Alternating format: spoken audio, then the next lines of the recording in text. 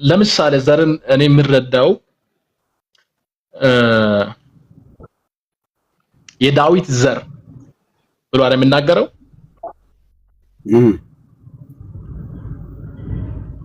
የዳዊት ዘር ብሎ የሚናገረው በማቴዎስ 1:1 ለምሳሌ የአብርሃም ልጅ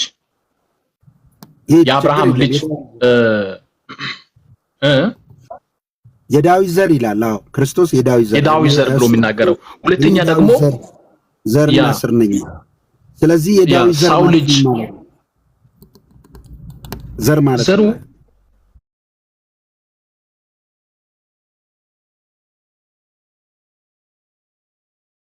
አመጣጡ ከማርያም ማቴዎስ ወንጌል መጽሐፍ ምዕራፍ 16:28 ላይ ያለው ክፍል 12:23 ላይ ያለው ክፍል ወይ አንዴ ሶሪ መጽሐፍ ታውቃ ማቴዎስ ስንት ነው? እኔ ላውጣለህ። አይ እንደዛ የምላው ሳይሆን ተቀራራቢ ነው። አሁን ዘር የምላው ከስጋው ጋር ይገናኛል ወይ ነው? ይሄ ጥያቄ ነው። በነገራችን ይሄ ጥያቄ ነው። አሁን እያልከን ያለው ምንድነው? ዘር ሲባል ከስጋ ወይም ሰውነት ሁማኒቲ ኔቸሩ ጋር አይገናኝም። ኖ ይገናኛል። አንዴ ቆይ ከተገናኘ አሁን አጭር ጥያቄ የማርያም ዘር ማለት ሴት ልጅ ወንድም ዘር አለው ሴትም ዘር አላት። ሁለቱ ዘሮች ሲገናኙ ነው አይደለ ሰው የሚሆነው። እኔና አንተ የሆነው አይደለ? የአባት ዘርና የእናት ሲገናኝ ነው ሰው የምንሆነው። ስለዚህ ኢየሱስ ክርስቶስ ግን የአባት የለበትም የእናት ግን አለበት።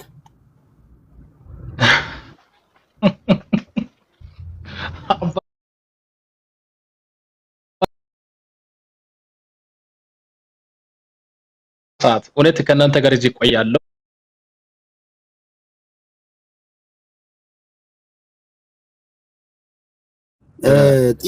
ጥያቄውን ባጭሩ መመለስ ትችላለህ። ባጭሩ ማለት ኦኬ አሁን ይኸውልህ የወንድ የለበትም ምክንያቱም ከወንድ ጋር ግንኙነት አድርጋ አይደለም የተጸነሰው። ክርስቶስን የጸነሰችው አባ በመንፈስ ቅዱስ ነው የተጸነሰው ደግሞ ቃል ነው የእግዚአብሔር ልጅ ነው።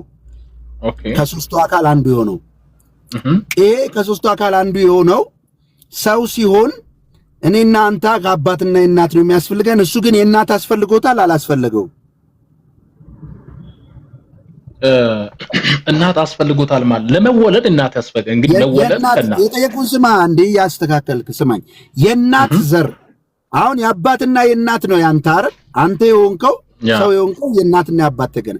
ኢየሱስ ግን የአባት ዘር የለም። የእናትን ግን ወስዷል። አንቺ ብቻ ወስዷል።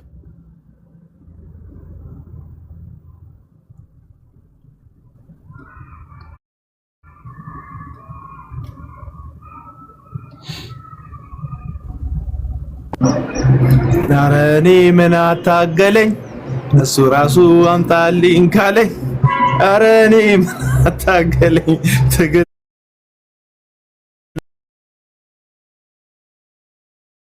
እንዳትረሳ። አቤል ልትወርድብኝ ነው የመጣው። ኧረ ጭራሽ እኔ መች ወረድኩ? በእኔ ዝም ነው ያልኩት። እሺ በነገራችን በነገራችን እዚህ 350 ሰው አላችሁ። ቆይ አንዴ ላውራ ፈልገው አቤል አብና በነገራችን እግዚአብሔር ይባርክ። እውነቴን ነው የምልህ እግዚአብሔር ይባርክ። ይኸውልህ ዘግቼ እወጣለሁ። በበኩሌ በጣም አመስገን ፈልጋለሁ። ኧረ እባክህ ቆይ አሁን ፕሮፌት ቴንክ ዩ እናወራለን። እናንተ እኔም ስከፍት እኔ ጋር መምጣት ትችላለህ። ኦኬ መሰለክ እንደዚህ አይነት ይኸውልህ ብዥታ ስላለ ወንጌላዊ አማኞች መካከል የኢየሱስ ክርስቶስ ሰውነት ኢየሱስ ሰው ነው ስንል ልክ እንደኛ ፍጹም ሰው ነው ወይስ እግዚአብሔር ነው ከሰማይ ስጋ ያዘጋጀለት በማርያም ማህፀን ውስጥ ያደረው ወይም በማርያም ማህፀን ውስጥ የተገኘው ከሰማይ በተገኘ ስጋ ነው ወይስ ከሷ ስጋ ነስቷል ብለህ ታምናለህ? እሱን ኖ አቤል ማርያም ስጋ ነስቷል አልነሳም ይለው? አዎ ከስጋዋ እኔ ማምነው ከስጋዋን አልነሳም። ኦኬ ታዲያ ከየት ነው ያመጣው? ከየት ነው የነሳው? ቅድም አነበብኩልህ እኮ በሉቃስ ወንጌል መጽሐፍ ምዕራፍ 1 ላይ ያለው። አይ ከየት ነው ዝርያው ሰውነቱ ከየት ነው? ከየት ነው ያልኩት። ኦኬ ጥሩ ጥያቄ ነው። ጥሩ ጥያቄ ነው። አንደኛ የክርስቶስ ስጋ አምላክ ነው። አምላክ ማለት ስጋው ስፒሪት አምላክ ነው። በሰው አይምሮና በሰው ኮንተንት ሊመረመርና ይሄ እንዲህ ነው ሊባል የማይችል አምላክ ነው። ስጋ ከየት አመጣላ የማለት ጥያቄ አትችልም። አቅም የለም ጆን ከየት መጣ? እሺ በቃ ስጋው አምላክ ነው። አመሰግናለሁ እያለ ያለው እሱ አምላክ ነው። ስጋውን ከየት አመጣ አይባልም። ከየትም ላይ ቆይ ኖ እየነገርኩ ያለው ቆይ አንድ ልትመረምር አትችልም ነው ያልኩት። ስጋ ቃሉም ስጋ ሆነ ብሎ ስል ምን ማለት ነው? ቆይ ከየትም ሊያመጣው ይችላል። ልትመረምረው አትችልም። ከማርያም ግን ምንም ነገር አልወሰደም እያልከን ነው። ስለዚህ ከኛ ጋራ አንድ አይደለም ስጋው። ስጋው አልወሰደም ብዬ የምልህ አጭር አማርኛና ግልጽ ስጋውን አልወሰደም ብዬ የምልህ አጭርና ግልጽ የሆነ አማርኛ ሉቃስ ወንጌል መጽሐፍ ምዕራፍ 1 ቀደም ያነበብኩልህ ቦታ 30 በቃ እንሰግናለን። አንዴ ስማ ይጸልይልሻለሁ ከበር አድርጎ አንዴ ስማ በቃ በወንጌላን አማኞች ትምህርት በየትኛውም ቤተክርስቲያን በየትኛውም አቤት አይ ቲንክ ቃሌ እድል እንድሰጠው ፈልጓል መሰለኝ። እድል ሰጣውና ያውራ አንተም ታወራለህ። ሁላችን እንትን ተቀባብላችሁ እኔ ቦሎ እንዲጨርስ ፍቀድለትና በነገራችን ጊዜ ካለ ጊዜ ካለ ቃሊ ቆይ አንዴ ቃሊ ታወራለህ። አንዴ እኔ እባክህ ቃሊ እኔ ከለመንኩበት 3 ሰዓት በፊት ቃል አንዴ ቆይ ከ3 ሰዓት በፊት ነበር እኔ የለመንኩት። ከ3 ሰዓት በፊት ነበር 2 ሰዓት ላይ የሚሄድበት ቦታ አለ ብዬ እውነት ደስ ስላላችሁኝ ነው። ውይይታችን ደስ ስላለኝ ነው የቆየሁት። ገብቷል። አሁን መንፈስ ቅዱስ ከኛ ጋር ስላለ ውይይታችን ደስ ስላለ አሁን እዚህ ሌላ ማለት ደህንነት ትምህርት ያልተማረ እዚህ ኮሜንተሪ ያለ እዚህ ደህንነት ትምህርት አልተማረ ግን እዚህ የሚሳደባል ደህንነት ትምህርት አልተማረ ቆይ ስለ ኮሜንታር መንፈስ ቅዱስ ይጸልይልሻል የምለው ቆይ መንፈስ ቅዱስ ይጸልይልሻል ከበር አድርጓል። እሱ አቀራቀ ስጋው ከስጋው ቆይ አንዴ ወንድማችን ቃል ይጨርሻለሁ። አንዴ ብቻ ከስጋው ስጋ ነስቷል ካልክ ውርስ ኃጢአት ይተላለፍበታል ማለት አትችልም። የውርስ ኃጢአት እንዳይተላለፍበት ስጋውን ከበር አድርጎታል። የማን ስጋ? እንደዛ አይደለም። እንዴት አድርጎ ነው ከበር ያደረገው? እንደዛ አይደለም። አሁንም ያልጠየቅነው ነው እኮ እየበራክ ያለው። ቆይ አልጠየቅም ግን አልጨርሰኝ በጌታ ቃሊ አልጨርሰኝ እንዴ ሰዓቴ ሄዷል እያልክ ከዛ ደግሞ ምንም ፖይንት ሳንይዝ ሁላችንም ነጥብ ሳንይዝ መውጣት ጥሩ አይደለም። ስለዚህ አንዴ የጠየቅንህን ነገር መጀመሪያ እንትን አድርገው። ለምሳሌ ክሊር እንዲሆን አሁን ከማርያም ስጋ ወስዷል አልወሰደም የሚለው የተርሚኖሎጂ ምናልባት ስህተት ካለ ወይ ደግሞ ሌሊነት ካለ አላውቅም። ስለዚህ እሱ ላይ ረጅም ሰዓት ወስደን እናወራለን። ሌላም ቀን ብትመጣ ጥሩ ነው። እሺ ችግር የለም። አንድ ጊዜ ግን ክሊር መሆን ያለበት በስጋ ሲመጣ ኢየሱስ ከማርያም በስጋ ሲመጣ የእኛን ስጋ ተካፍሏል አልተካፈለም ወይ ተካፍሏል ወይ አልተካፈለም በለ ይሄ ቅድም መልሻለሁ እነሱ በተናገረበት ወይኔ እሺ ተካፍሏል አልተካፈለም?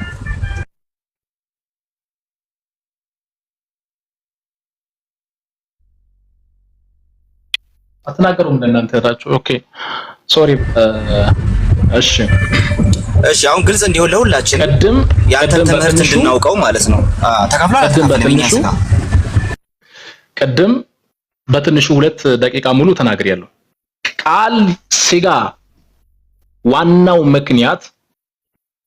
ምክንያት አምላክ መሆኑን ሰዎችን እንዲያውቁለት አቤት ወይም ለመበጀት ወይ በምድር ላይ 30 ዓመት ቆይቶ የሚመላለስ ጉዳዩ ሶስቱን አንድ ላይ ነጥሎ ራሱን የሚያስተምሩ አስተማሪዎች አሉ። እኔ የተናገርኩትን ቅድም 2 ደቂቃ ያህል ተናግሬያለሁ። ስጋ የለበሰበትን አለባበሱን መንገዱን የሰው ልጆችን ለማዳን የሰጠው ተስፋ ለመፈጸም እግዚአብሔር የእስራኤልን አሕዛብን ለማዳን የተስፋ ቃል ኪዳንን ለኖሄ፣ ለአብርሃም፣ ለይስሐቅ፣ ለያዕቆብ ገብቶ የነበረውን ያንን የተስፋ ቃል በክርስቶስ ኢየሱስ ምን ለማድረግ ለመፈጸም ሮሜ መጽሐፍ ላይ ሐዋርያው ጳውሎስ ተናግሯል።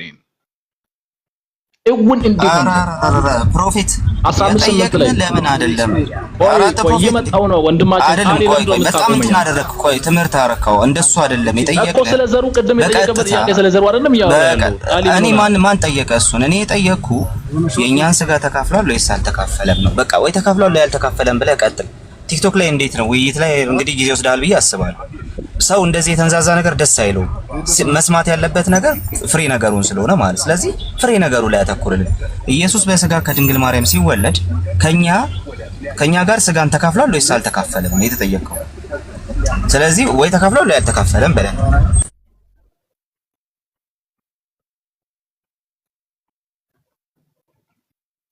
ቅድም 2 ደቂቃ ተናግሬያለሁ እኮ ወንድማችን ቃሊ 2 ደቂቃ ሙሉ ተናገረ እኮ በሰከንድ ውስጥ እኮ መመለስ ይችላል። ከኛ ጋር ስጋ ተካፍሏል ወይስ አልተካፈለም? ተካፍሏል ለብሷል ማለት ምን ማለት ነው ወንድማችን? አማርኛ ችግር ነው ወይስ እኔ ጋር ነው ችግሩ? ለብሷል ማለት ተካፍሏል አንተ ጋር ነው ችግሩ። ስለዚህ ተካፍሏል ማለት ነው። ጥሩ። ስለዚህ የኛ ኢየሱስ የያዘው ስጋ የኛ ስጋ ነው ማለት ነው አይደል? የኛ አይነት ስጋ ያ ይሄ ትክክል ነው። ፋክት እኮ ነው። ቅድም ተናግሬያለሁ የራሴን ተናግሬ እኮ። ታዲያ የኛ አይነት ስጋ ከሆነ እኮ ከማርያም ስጋ አልነሳ ማለት አትችልም እኮ ታዲያ። ከማርያም ስጋ አልነሳም አላልኩም፣ ነስቷል። ከማርያም ስጋ ለብሷል ማለት ነው። ከማርያም ስጋ ስለዚህ ከማርያም ስጋ ነስቷል። ያ የኛ ስጋ ተካፍሏል። ጥሩ።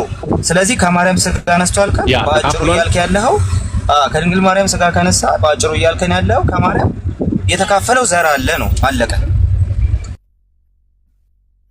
አዎ ዘር አለው። አዎ ተናገር። ቅድም እኮ ነገርኩህ።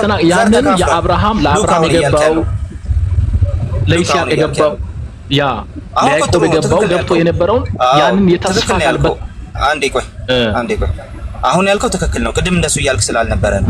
አሁን እኔ ስጠይቅ የመለስከው ምላሽ ትክክል ነው። ቅድም እያልክ የነበረው ከማርያም ዘር ተካፍሏል። ትክክል። ከማርያም ስጋ ነስቷል። ትክክል። የተካፈለው ስጋ ከኛ ጋር አንድ አይነት ስጋ ነው። ትክክል። ከምን በስተቀር ከኃጢአት በስተቀር ይሄ ያስማማሃል? በትክክል። እሺ አሁን በደምብ አንቺ ልጣ እኔ አሁን እዚህ ጋር ኦኬ በቃ ክሊር እኔ አሁን ካንተ ጋር መስማማበትን ፖይንት ላስቀምጥልህ። ስለራሴ ምናምን ልነግርህ አይደለም። እኔ ሜጀር ጥናቴ እዚህ ላይ ስለሆነ እንትን እንደ የሆነ ዳጣም ደም ምናምን ሳይሆን ግን ብትሰማኝ ትጠቀማለህ ብዬ አስባለሁ። እንደዚህ ላስቀምጥልህ። ጌታ ኢየሱስ ክርስቶስ 2 ባህሪ እንደ አምላክነቱ ከአባቱ ጋር አንድ ባህሪ እንደ ሰውነቱ ከኛ ጋር አንድ ባህሪ ነው። እኛን ለማዳን የግድ እኛን ለማዳን የኛን ባህሪ ይዞ መምጣት አለበት። የኛ ባህሪ ማለት ከኃጢአት በስተቀር ኃጢአት ሲጀምር የሰው ባህሪ አይደለም። የሰው ኮራፕሽን የሰው ውድቀት ውጤት። ስለዚህ ከኃጢአት በስተቀር ኢየሱስ ክርስቶስ እንደኛው አይነት ባህሪ ይዟል፣ ወይም ደግሞ የኛኑ ባህሪ ይዟል። ሰው ነው እንላለን ማለት ነው። ሚውት አድርገውና ስማኝ፣ ይሄ በጣም ይጠቅማል። እሺ ስለዚህ ኢየሱስ ልክ እንደኛው ሰው ነው። ከድንግል ማርያም ዘር ተካፍሏል። ከስጋዋ ስጋ ነስቷል ማለት ይሄ ማለት ነው ባጭሩ። ኦርቶዶክሶቹም ሲሉ እንደዛ ከስጋዋ ስጋ ነስቷል ሲሉ ይሄን እያሉ ነው። አለቀ። ሌላ ምንም ነገር እየጨመሩ አይደለም። ከነፍሷ ነፍስ ሲሉ ኢየሱስ ክርስቶስ ሰው ለመሆን የሚያስችለውን ያንን ዘር ከማርያም ተካፍሏል እያሉ ነው ያሉት። ስለዚህ ከማርያም ያን ዘር ተካፍሏል። ይሄን ስጋ ደግሞ ልክ በሁሉ ረገድ ወንድሞቹን ሊመስል ተገባው። ወንድሞቹ በስጋና ደም ስለሚካፈሉ ዕብራውያን ምዕራፍ 2 ቁጥር 16 ጀምሮ ማለት ነው። ወንድሞቹ በስጋና ደም ስለሚካፈሉ ስለዚህ እሱም ደግሞ እኛን እንዲዋጅ በሞት ላይ ስልጣን ያለውን በሞት እንዲሽር ኦኬ ይሁም ዲያብሎስ ነው ምናምን አይደል? ከዛስ እሱን ደግሞ እንዲሽረው እሱን ደግሞ እንዲያሸንፈው ልክ እንደዚሁ ከወንድሞቹ ስጋና ደም ከወንድሞቹ ጋር ተካፈለ። ወንድሞቹ እንደዚህ ስለሚካፈሉ ብሎ ይናገራል። ይቅርታ ስለ ድምፁ። ስለዚህ ኢየሱስ ክርስቶስ ከኛ ጋር ዘር ተካፍሏል፣ ስጋ ተካፍሏል ለምንለው ለዛ ነው። ስጋ ሲባል ዝም ብሎ ይሄ ፍሌሽ እየተባለ አይደለም። ከማርያም ስጋ ነሳ ሲባል ስጋ ቆርሶ ወሰደ፣ የማርያም ስጋ ቆርጦ ወሰደ እያለን አይደለም። ሰው ሊሆን የሚያስችለውን ነገር ግን ያለ ወንድ ዘር ከድንግል ማርያም ተካፈለ እያልን ነው። ሰው ሊያሰኘው የሚችለውን ዘር ተካፈለ እያልን ያለን። ስለዚህ ያንን ዘር ስለተካፈለ እኛን ሊያድን ከድንግል ማርያም ሰው ሆኖ ተወለደ። ስለዚህ የኛን ዘር ተካፍሏል። ይሄ ሲባል ኃጢአት የለበትም። ከኃጢአት በስተቀር ነው። ለምንድነው ኃጢአት የሌለበት? በሁለት ምክንያት። አንደኛ በማርያም ማህፀን ሲጸነስ ያለ ወንድ ዘር ሲጸነስ የመንፈስ ቅዱስ ጥበቃ ነበር። ሁለተኛ ደግሞ ሰው ብቻ አይደለም አምላክም ጭምር ነው። ስለዚህ የነሳውን ስጋ ከኃጢአት አንጽቶ ነው ሊነሳው የሚችለው ማለት ከኃጢአት በስተቀር የተባለው ለዛ ነው። ስለዚህ እኛም ስናስተምር ይሄን እያስተማርን ያለነው ነገረ ክርስቶስ በዚህ መንገድ ነው መቀመጥ ያለበት ማለት ነው። ስለዚህ ከዚህ ጋር የማትስማማበት ፖይንት ካለ ኖ በዚህ እስማማለሁ። ፖይንት ካለ ደግሞ እዚህ ጋር ነው መቆም ያለበት። በዚህ እስማማለሁ። ግን ስለ ምጠይቀው ጥያቄ አለ ቃሊ ጆንም እዚህ ያላችሁ ባርኮ አቢ ምጠይቃችሁ ጥያቄ ከዚህ ከትሪኒቲ ጋር በተያያዘ ጥያቄ ማነሳበትም አለ።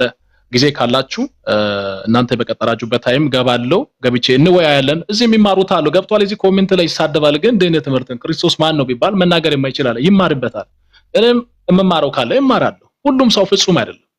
ተባረኩልኝ። ጌታ ብስቶ ዘመናችሁን ይባርካችሁ። ወዳችኋለሁኝ። ፎሎ አድርጉኝ። ደግሞ እዚህ ስንት ሰው አለ ግን አንድም ፎሎ ያደረገ ሰው የለም። ፎሎ አድርጉልኝ። ተባረኩልኝ። ጨርሻለሁ። በዚህ ጌታ ብስቶ ይባርካችሁ።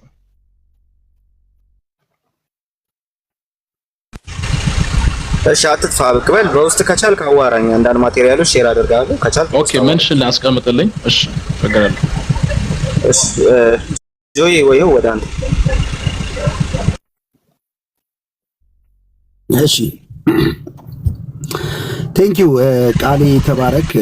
ወንድማችንም ጌታ ይባርክ። ማለት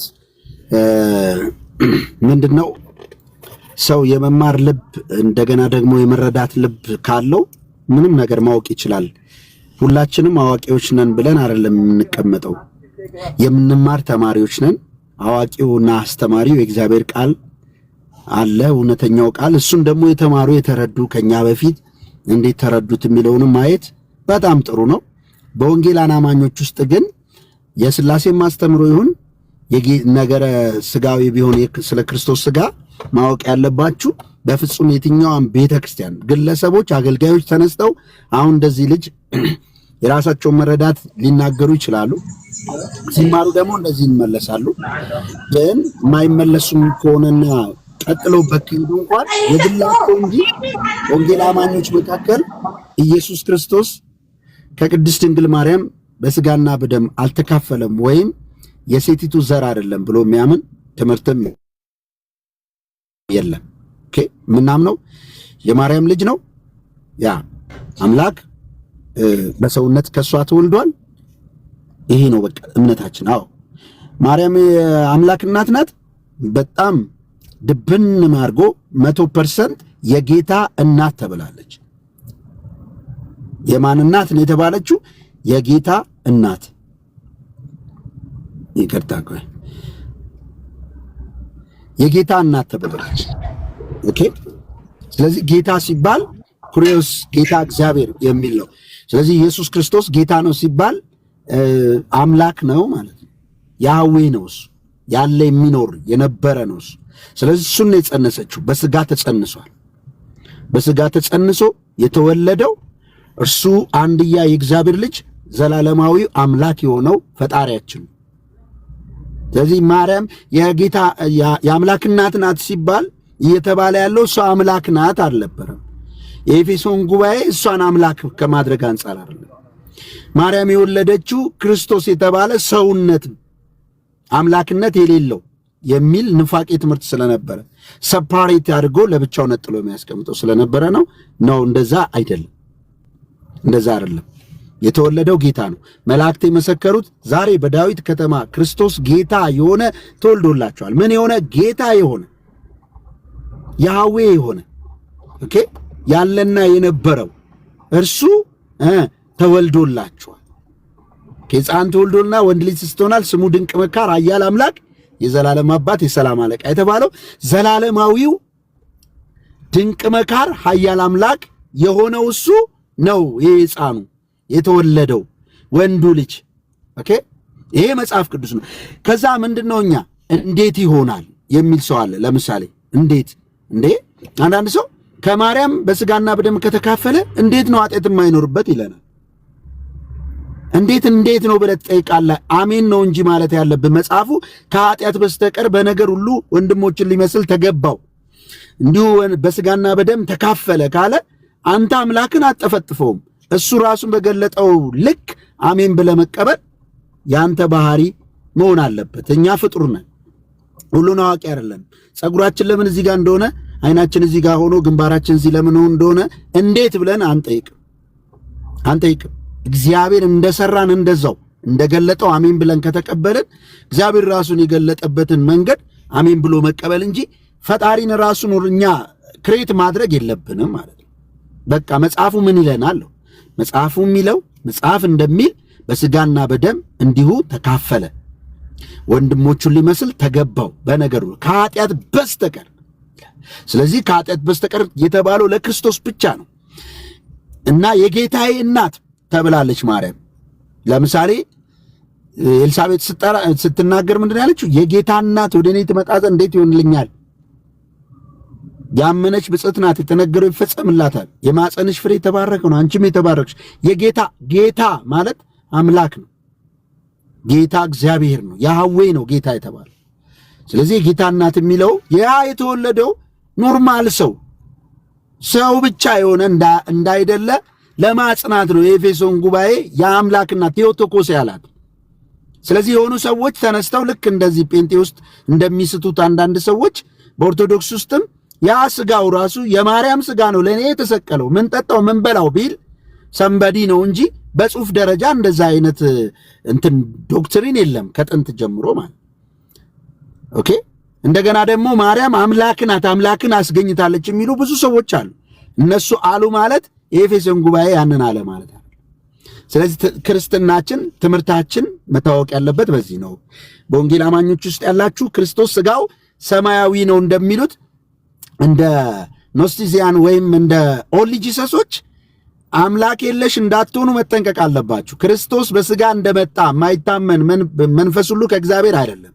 ይህ የክርስቶስ ተቃዋሚ ነው። ለሚወጣ ሁሉ በክርስቶስ ትምህርት ለማይኖር አምላክ የለውም ስለሚል፣ ስለዚህ የክርስቶስ ስጋ ሰማያዊ ነው ወይም ሌላ ነው፣ ከሰው አልተካፈለም፣ የሴቲቱ ዘር አይደለም የሚል ወንጌል አማኝ ካለ ሥላሴ ብለህ ብታምንም ምንም ብታረግም አምላክ የለም። ምክንያቱም ከክርስቶስ ትምህርት ወጥተሃል።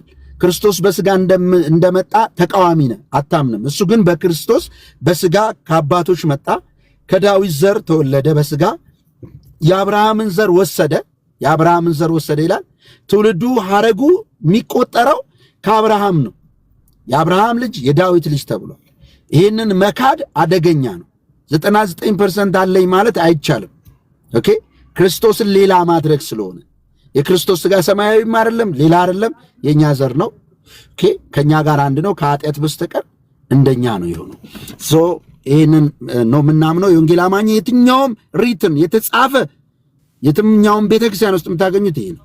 ግለሰቦች፣ ነቢያቶች፣ የሆነ ፓስተር ምናምን ተነስቶ ግን የኢየሱስ ስጋ ሰማያዊ ነው ሊል ይችላል። እሱ መወገዝ ነው ያለበት ቀጥታ ካልተመለሰ። እንደዚህ ወንድም እሱ ኦንሊ ጂሰስ ነው።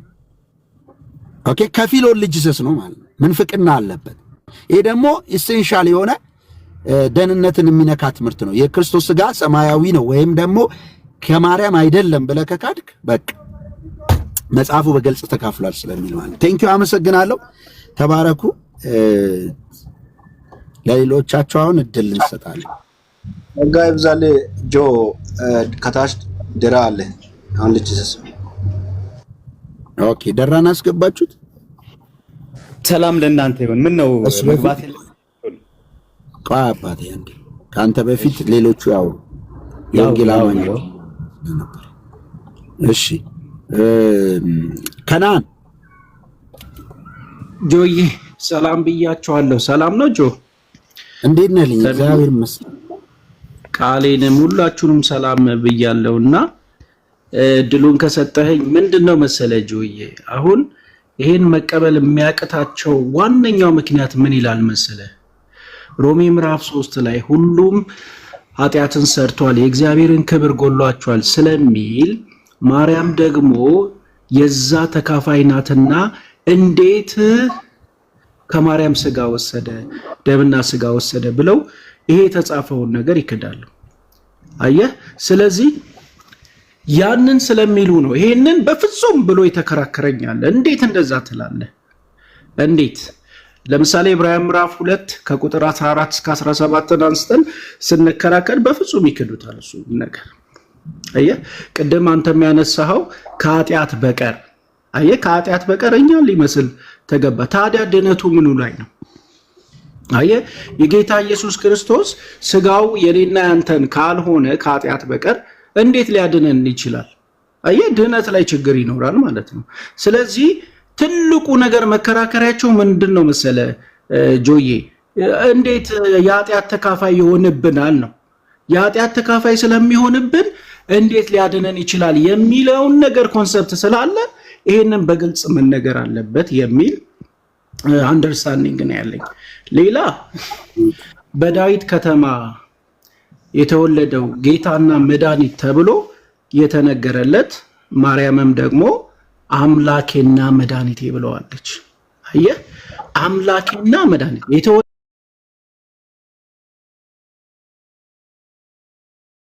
ስጋው ይሄ ነው መለኮቱ ይሄ ነው ብለን ሁለንተናው እኛ ስናመን አየህ እንደ ወንጌል አማኝ ሁለንተናው ነው እንጂ ነጣጥለን አይደለም። ስለዚህ የተወለደው በስጋ የተወለደው ነው ግን አምላኬ ብለዋለች ማርያም።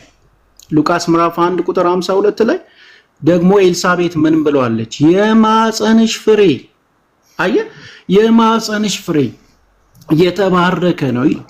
ማቴዎስ ወንጌል ምዕራፍ 1 ቁጥር 18 ላይ ደግሞ ስታይ ያ ከመንፈስ ቅዱስ ተጸነሰ። ማርያምም ከመንፈስ ቅዱስ ጸንሳ ተገኘች ይላል አለ። አየህ ያለ ወንድ ነው የጸነሰችው። ስለዚህ ያ መንፈስ ቅዱስ ሲመጣ ሲጸነስ ያለ ኃጢአት ማድረግ አይችልም ወይ? አየህ እንደገና ሉቃስ ምዕራፍ 1 ቁጥር 35 ላይ ስታየው ያ መንፈስ ቅዱስ በአንቺ ላይ ይመጣል ይጸልልሻል። መጋረድ ማለት ነው፣ ኦቨርሻዶ ማለት ነው። ያም የሚወለደው ልጅ ደግሞ የልዑል የእግዚአብሔር ልጅ ተብሎ ይጠራል፣ ስሙም ኢየሱስ ትይዋለሽ ነው። ስለዚህ ያ ከኃጢአት ከማርያም ያለውን የዘር ኃጢአት እንዳይካፈል ማድረግ አይችልም ወይ ነው መንፈስ ቅዱስ። አየ የተጸነሰው ከመንፈስ ቅዱስ ሆኖ እንዴት ነው በስጋው በደምና በስጋው የኃጢአት ተካፋይ ይሆናል ብለን ልንል የምንችለው ነው? ይሄን እንዴት ነው መረዳት ማይችሉት? ስለዚህ ይሄንን ሪቨርስ የሆነ ትምህርት ማስተማር ግዴታ ይሆናል ማለት ነው። ለምን በደምና በስጋ ከተካፈለ የአዳምን ኃጢአት ይካፈላል ብለው ስለሚያምኑ፣ ስለዚህ ሌላ ነገር ትምህርት መምጣት አለበት። ስለዚህ ስጋው ከሰማይ ይባላል። ታዲያ እንዴት ነው የተጸነሰው ሲባል በቃ ከመንፈስ ቅዱስ ነው የተጸነሰው ይሉልሃል። ከመንፈስ ቅዱስ እንዴት ነው የሚጸነሰው? ስጋው ከማርያም ካልተካፈለ ዝም ብሎ በቃ ከመንፈስ ቅዱስ ነው የተጸነሰው ይሉሃል። እንዴት ነው የተጸነሰው ከመንፈስ ቅዱስ? ዲቴይል መግባት አልፈልግም፣ ከማርያም ካልወሰደ ማለት ነው። ስለዚህ ግራ የሚገባ ትምህርት ነው። አየህ ስለዚህ ይሄንን መጽሐፍ ቅዱስ እኛ ስናስተምር ምንድነው እሱ ያ ተካፍሏል። በነገራችን ላይ ይሄ አዲስ ትምህርት አይደለም። ደግሞ አንድ እዚህ ውስጥ ያላችሁ ቆም ብላችሁ ክርስትና ትላንትና አልተጀመረም። 40 ዓመቱ ምናምን አይደለም 2000 ዓመት ነው። 2000 ዓመት እንግዲህ ምንድን ነበር የሚያስተምሩት ሐዋርያቶች? ለምንድን ነው ዮሐንስ የጻፈው? ለማን ጻፈው? ጳውሎስ ለማን ጻፈው? ለምን ጻፈው? የሚለውን ታሪክ ዲናይ ካደረጋችሁት በቃ ትስታላችሁ። እንደናንተ ክርስቶስ ስጋው ከማርያም አይደለም የሚሉ ፈርስት ሴንቸሪ ላይ ነበሩ ዮሐንስ የጻፈላቸው። ክርስቶስ በስጋ እንደመጣ የማይታመን መንፈስ የክርስቶስ ተቃዋሚ ነው ያለው ኢየሱስ የሚሉ ነገር ግን ቁስ አካል ሁሉ እርኩስ ነው የሚሉ ኖስቲሲዝሞች ነበሩ። ኦኬ በቆላሲያስ ቤተክርስቲያንም እነዚህን ሰዎች ነካ አድርጓቸዋል ጳውሎስ በደንብ አድርጎ። ዮሐንስ ደግሞ አበክሮ ምንድን ነበረ የሚያራምዱት ትምህርት ሲባል የኢየሱስ ክርስቶስ ስጋ የኛ አይደለም የሚል ነበር። ይህን ታሪክ ከካድከው ያንተ ሐሳብ አዲስ መገለጥ አይደለም የነበረ ነው፣ ግን የሰይጣን መገለጥ ግን የክርስቶስ ተቃዋሚ መገለጥ ነው። ማን ያለው?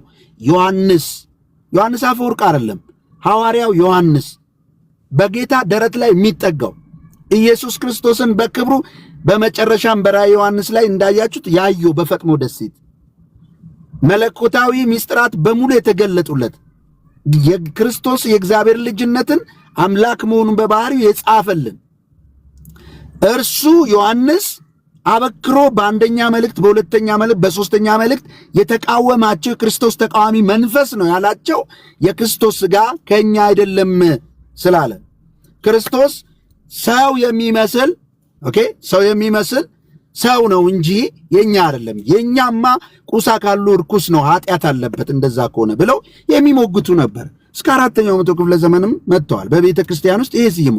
ስለዚህ ትምህርቱ 40 ዓመቱ አይደል። አንተ አዲስ መገለጥ እንዳገኘ ባይብል እንደገባ የምታስብ ከሆንክ ተታለሃል። ክርስትናን ከመጀመሪያው ማየት መቻል ለምንድን ነው? አትሊስት ሐዋርያት የጻፉት ለምንድን ነው? ማን ነበሩ? አንተ ጋር አይደለም የተጀመረው። የኢየሱስ ሥጋ ሰማያዊ ነው የሚለው ኦንሊ ጂሰስ ጋር የተጀመረ አይደለም። ኦንሊ ጂሰሶች ጋር አልተጀመረም። ስለዚህ ተወግዘዋል። በሐዋርያው ዮሐንስ ካጋንንት ናቸው የክርስቶስ ተቃዋሚ መንፈስ ነው ካለ አንተን እያስተማረ ያለው የክርስቶስ ተቃዋሚ መንፈስ ነው። ክርስቶስ ኢየሱስን አምናለሁ እያልክ ክርስቶስን ትቃወማለህ።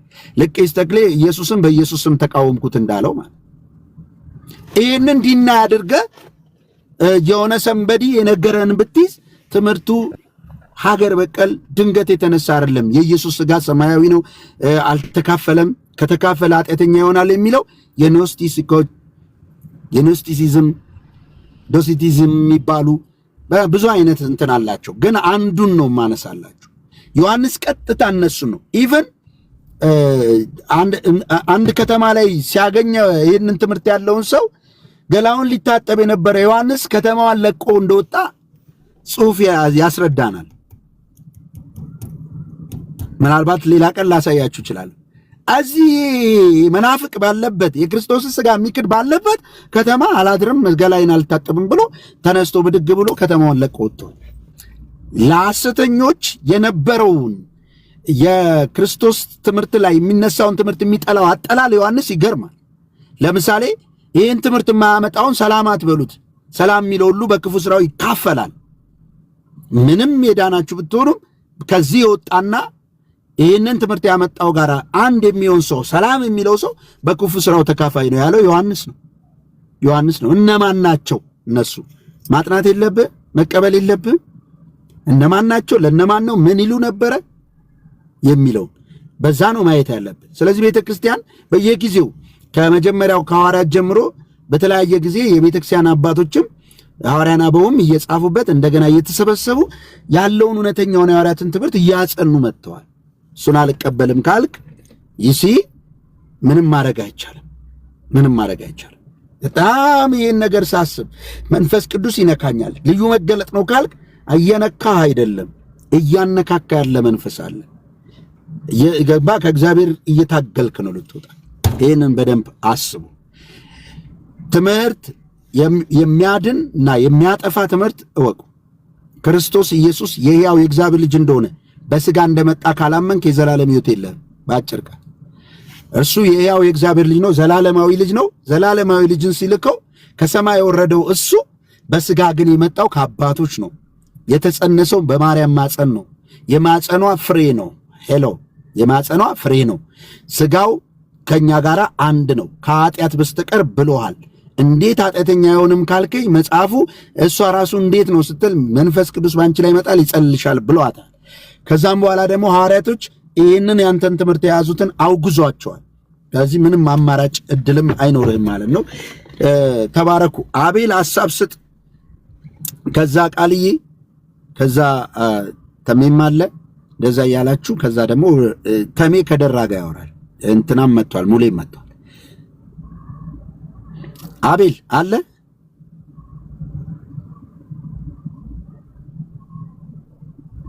አትችልም ቃልዬ። እሺ በዚህ ሥጋው በሚለው ላይ ታሪኩን ዮሐንስ ያወገዙን ምናምን በደንብ አድርገህ ብታሰማቸው ደስ ይለኛል። ቀጥል። ያ ኃጢአትን ሽሽት ወደ ኃጢአት አይገባምና ኑፋቄን ሽሽትም ወደ ኑፋቄ አይኬድም። ብዙ መናፍቃን የተሳሳቱት አሁን ስማቸው በመጥፎ የሚነሳ መናፍቃን ላይ የተሳሳቱት ስህተት ከሆነ ጥያቄ ለመመለስ ሲሉ የሆነ ጥያቄ ለመመለስ ሲሉ ስለሆነ ጥንቃቄ ይፈልጋል። በተለይ በቅንነት ይህን ትምህርት ለሚያስተምሩ ሰዎች እንዴት ኢየሱስን ማርያም ኃጢአተኛ ነች ብለን ወይም ደግሞ ማርያም ኃጢአት አለባት የውርስ ኃጢአት ምናምን አለባት ብለን ስንጨርስ እንዴት አድርገን ነው ደግሞ መልሰን ከዛ ከኃጢአተኛ ማንነት ደግሞ ያንን ስጋ ነሳ ብለን ኢየሱስ የምንናገረው የሚል በጣም የቅን አይዲያ በጣም የቅን ሐሳብ እያሰቡ የሚያምኑና የሚያስተምሩ ሰዎች ካሉ ማለት ነው ይሄ ፍጹም ስህተት ነው። ጥያቄውን ፌስ እናደርገዋለን እንጋፈጠዋለን እንጂ በምንም መልኩ እውነትን ግን እንትን አናደርግም።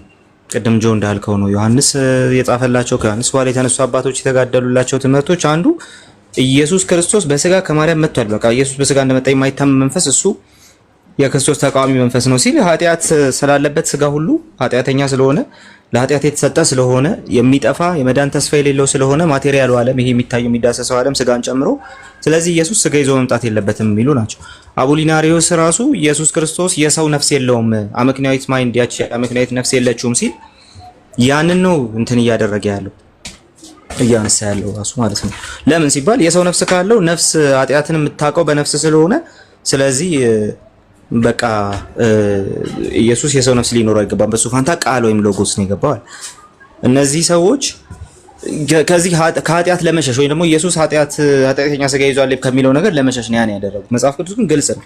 አንደኛ የጌታዬ እናት ብላ ስትናገር ኤልሳቤጥ መንፈስ ቅዱስ ሞልቶባት ነው እንደዛ ያለችው መጽሐፍ ቅዱስ እንደሚነግረን ማለት ነው። ስለዚህ ያቺ ሴት የጌታዬ እናት ስትል በመንፈስ ቅዱስ ምሪት በመንፈስ ቅዱስ ሙላት ውስጥ ሆና በመንፈስ ቅዱስ ቁጥጥር ውስጥ ሆና ከሆነ ያለችው በቃ ኢየሱስ ክርስቶስ ማርያም እናቱ ናት። በቃ በስጋ ከማርያም ነው የተወለደው። ስለዚህ ወላዲት አምላክ እንላታለን። የኢየሱስ ክርስቶስ እናት ናት። እናትነት ደግሞ ዘር ማካፈልን ይጨምራል። እናትነት ደግሞ በዛ 9 ወር ውስጥ ኢየሱስን መመገብን ይጠይቃል። ኦኬ በትብት በኩል መመገብን ይጠይቃል። እናትነት እሱ ነው በቃ ፖይንቱ።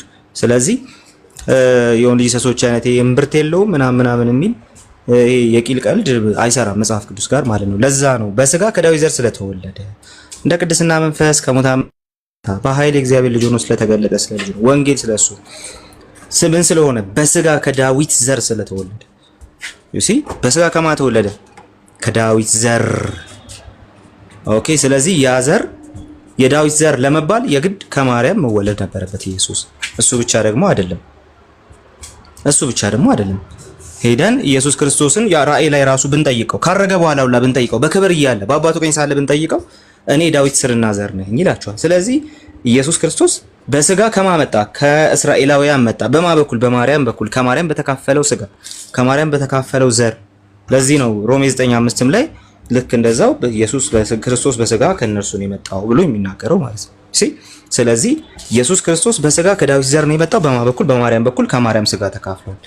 ዕብራውያን ደግሞ ግልጽ አድርጎ እሱ የያዘው የአብርሃምን ዘር እንጂ የመላእክትን አይደለም ይላል። ሊያድን የመጣው እነማን ነው? የአብርሃምን ዘር ነው ወይም ደግሞ ሰዎችን ነው ሊያድን የመጣው ነው ፖይንቱ።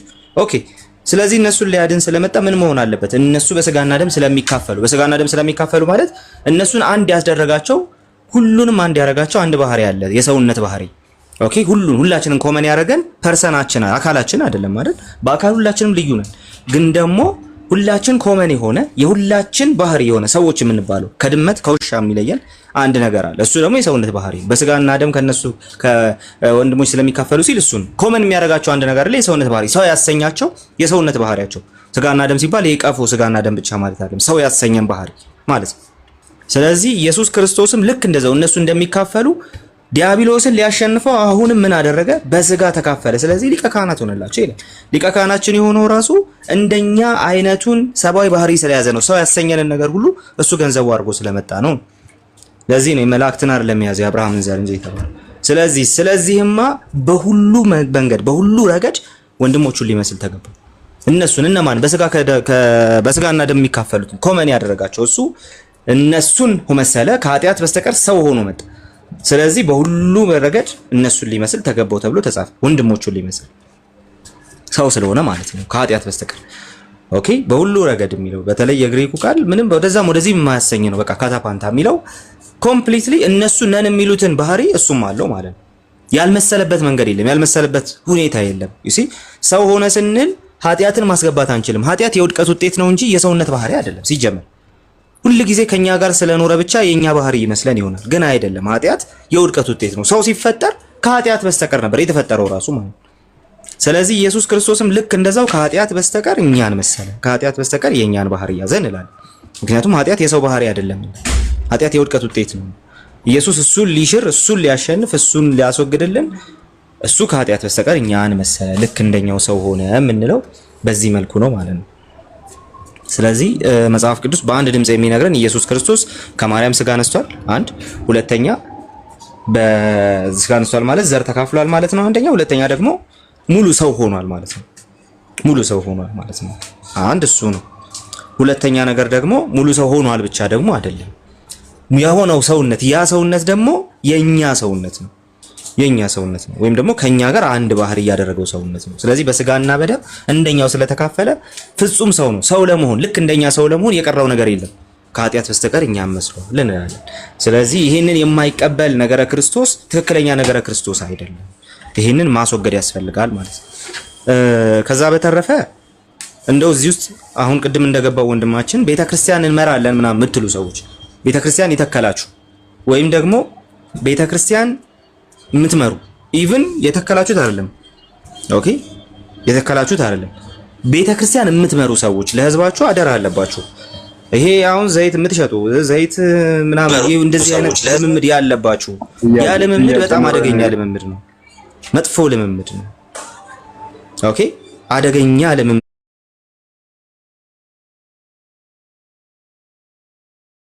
ሮታል ወንድማችን እሱን ቃል በቃል ተናግሮታል። ምን አለ? እሁድ ሰው ይበዛል አለ። ለምን ሲባል በዘይት ስለሚጸለይ አይታል። በዘይት አለ ማለት ለዘይት ነው ያለው። ተመልከት። ሮብ ምናምን ዓርብ ምናምን ሰው አይመጣም። የሚመጣው መቼ ነው? ለዘይት የሚጸለይበት ቀን ላይ ነው የሚመጣው። ዩሲ ባይዘው ለነሱ አይደለም የሚጸለየው ለዘይቱ የሚጸለየውና ለዘይት የሚጸለይበት ቀን ላይ ሰው ይመጣል። ሰው ይበዛል። ህዝባችሁ ምን ፈልጎ ነው ወደ እናንተ የሚመጣው? ቤተክርስቲያን የምትመሩ ሰዎች ምን ሲኖር ነው ወደዛ የሚመጣው? ቸርች አለን የምትሉ ሰዎች ምን ሲኖር ነው ወደ እናንተ የሚመጣው?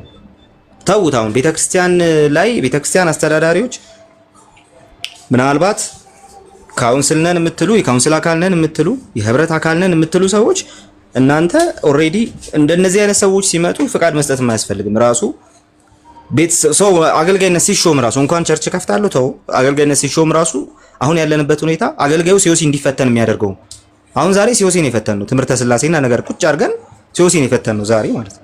ልክ እንደዚህ ቤዚክ ትምህርት ላይ ተፈትኖ ነው ሰው አገልግሎት መሾም ያለበት። አሁን ባለንበት ሁኔታ በምንም አይነት ሁኔታ አገልጋይ ነኝ እግዚአብሔር ጠርቶኛል ብሎ ብድግ ማለት አይችልም። መብቱ አይደለም፣ በጭራሽ መብቱ ሊሆን አይገባም እንደዚህ። ኦኬ ቁጭ ብሎ ተፈትኖ ነው ማለፍ ያለበት። ቤዚክ ትምህርት አያውቅም። ስላሴ በአካል አንድ ነው ይላል። በማንነት ግራ ገባው የሆነ ሰዓት ላይ በስራ አንድ ነው which means የስላሴን ትምህርት አያውቅም ማለት ነው። እኔ ሩም ላይ ያወራን ነበር አሁን እዚህ ቲክቶክ ላይ ካሉ ወንድሞች ጋር አንዳንድ ልጅሰሶች ቢያገኟቸው ይሄንን ጉባኤ ሙሉ ነው ልጅሰስ ያደርጓል። ከናገልገው ሙሉ ነው ልጅሰስ ያደርጓል። እዚህ ሚዲያ ላይ ያሉ ልጅሰሶች ቢያገኟቸው ማለት እና ያዲምና ቢያገኟቸው ይሄን ጉባኤ ልጅሰስ ያደርጓል። ኦኬ ምክንያቱም ሰውየው ቤዚክ ትምህርት የለውም። የሚያውቀው ዘይት ላይ ጸልዮ ለዘይት እንትን ማድረግ ነው። ምክንያቱም ፖፑላሪቲው የሚመጣው በዛ መንገድ ነው። ገንዘብ የሚመጣው በዛ መንገድ ነው። እውቅና የሚመጣው በዛ መንገድ ነው። ሰው የሚከተልህ የሆነ የሚታይ ነገር ስትሰጠው ይሄ በጣም አደገኛ ነገር ነው። በጌታ በኢየሱስ ስም በጣም አደገኛ ነገር ነው። ቸርች የምትመሩ ሰዎች ከእንደዚህ አይነቱ ጠንቅ በቃ ህዝቡን መጠበቅ መቻል አለባችሁ። እዚህ ውስጥ ብዙ አይነት ሰው እንዳለ ስለምረዳ ማለት እኔ በጸጋ ስጦታ ላይ እንትን ቀልድ አላውቅም። ታውቃላችሁ እኔ ካሪዝማቲክ ነኝ። ኦኬ ስለዚህ እንትን ስላልሆንኩ የጸጋ ስጦታ ስለማልቀበል ምናምን አይደለም። እኔ ካሪዝማቲክ ዘር ያለኝ ስለዚህ በምንም ተአምር የጸጋ ስጦታዎችን አልቀበልም ማለት ነው።